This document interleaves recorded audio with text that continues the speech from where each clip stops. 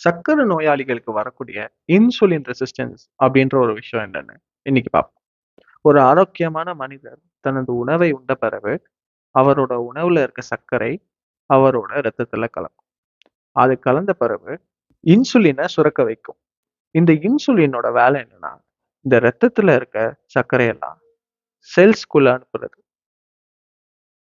இந்த இன்சுலினோட வேலை ஒழுங்கா நடக்கலைன்னா சர்க்கரை ரத்தத்துல இருந்து உடம்புல இருக்க மற்ற பகுதிக்கு போகாம சர்க்கரையோட அளவு ரத்தத்துல அதிகமாவே இருக்கு.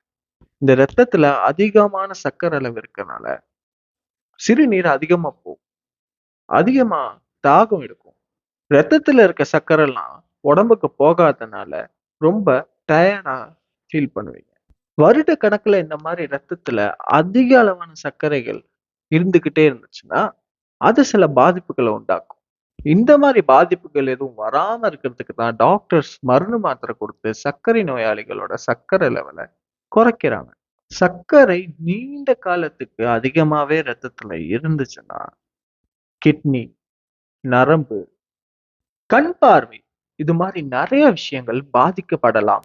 இது எல்லாத்துக்கும் தொடக்கம் எங்கன்னு பாத்தீங்கன்னா, ஒரு மனிதன் உணவை எடுத்துக்கொள்ளும் போது ரத்தத்தில் உள்ள சர்க்கரை அதிகமாகி இன்சுலினை சுரக்க வைத்து இன்சுலின் சுரந்த பிறகும் ரத்தத்தில் இருக்கக்கூடிய அந்த குளுக்கோஸ் அளவு குறையவில்லை. ரத்தத்தில் உள்ள சர்க்கரை எல்லாம் உடம்பிற்கு போய் இன்னும் சேரவில்லை என்றால் இந்த ஒரு இயலாமை பேர் தான் இன்சுலின் ரெசிஸ்டன்ஸ்.